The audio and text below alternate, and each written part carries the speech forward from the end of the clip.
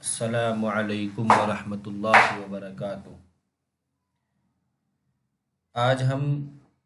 درس قرآن کا سبق نمبر 10 پڑھ رہے ہیں۔ آج کے اس سبق میں ہم سورہ بقرہ کے رکوع نمبر 6 پڑھیں گے۔ سورہ بقرہ کے رکوع نمبر 5 میں اللہ تبارک و تعالی نے بنی اسرائیل کو یاد دلایا تھا کہ اللہ نے ان پر جو انعامات کیے ہیں، جو احسانات کیے ہیں، جو خاص نعمتیں بنی اسرائیل پہ نازل، وہ ان نعمتوں کو یاد کرے اور یاد کر کے پھر اس عہد کو پورا کرے جو انہوں نے اللہ تبارک و تعالیٰ سے کی ہیں، تورات میں جو معاہدے مذکور ہیں۔ اب رکوع نمبر 6 میں انہی نعمتوں کا تفصیلی تذکرہ ہو رہا ہے۔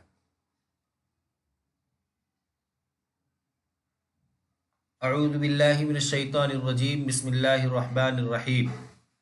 یا بنی اسرائیل اذکروا نعمتی التی انعمت علیکم وانی فضلتکم علی العالمین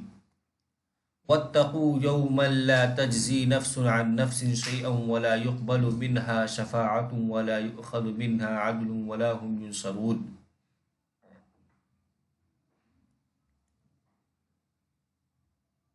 پہلی آیت میں جو ابھی ہم نے 2 آیت تلاوت کی، اس میں سے ایک پہلی آیت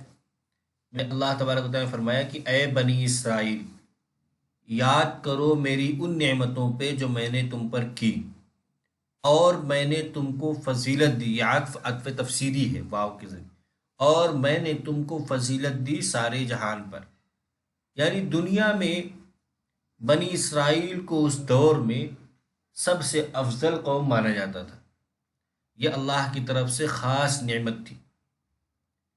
اب آگے ان نعمتوں کا تذکرہ ہے۔ ان نعمتوں کے تذکرے سے پہلے یہ وہ نعمتیں ہیں جو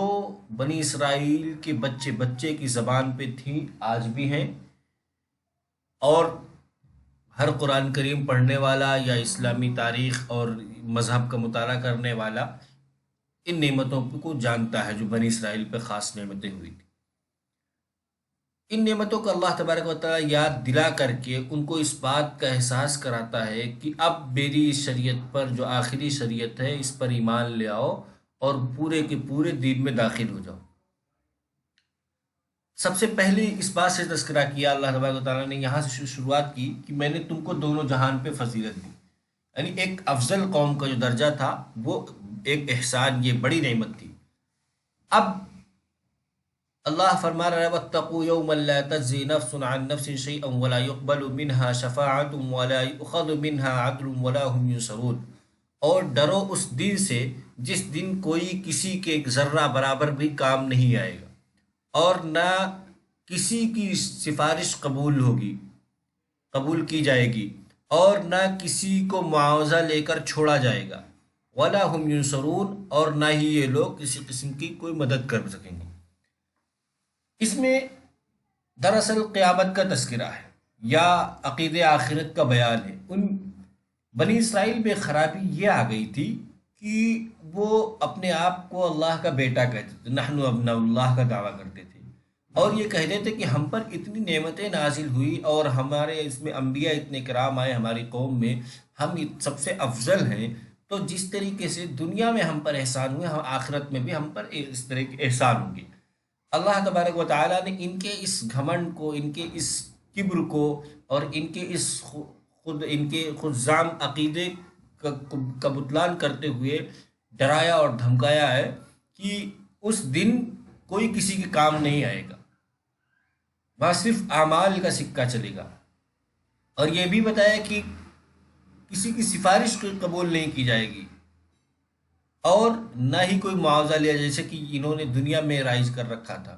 کہ پیسے لے کر کے شرعی احکام بتاتے تھے حسب منشا، یا پیسے لے کر کے فدیہ چھوڑ دیا جاتا ہے۔ دنیا میں آج بھی رواج ہے کہ مجرموں کو پیسے لے کے چھوڑ دیا جاتا ہے، تو بتایا کہ وہاں ایسا نہیں ہوگا، اور نہ ہی یہ لوگ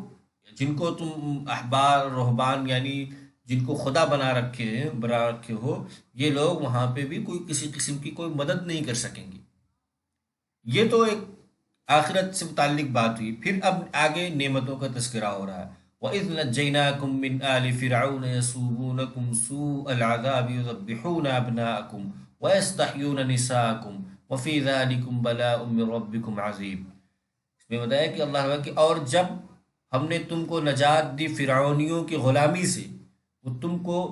قسم قسم کے عذاب میں مبتلا رکھتے تھے، وہ تمہارے بیٹوں کو ذبح کرتے تھے اور تمہاری عورتوں کو زندہ رکھتے تھے، اس میں تمہارے رب کی طرف سے بڑی آزمائش، یعنی یہ ایک اللہ نے احسان فرمایا کہ تم اس قسم کی پریشانی میں مبتلا تھے، اس قسم کی اتنی بڑی بڑی آزمائشیں تم پر تھیں، اس سے ہم نے تمہیں نجات دی، فرعون کی غلامی سے تم کو چھڑایا۔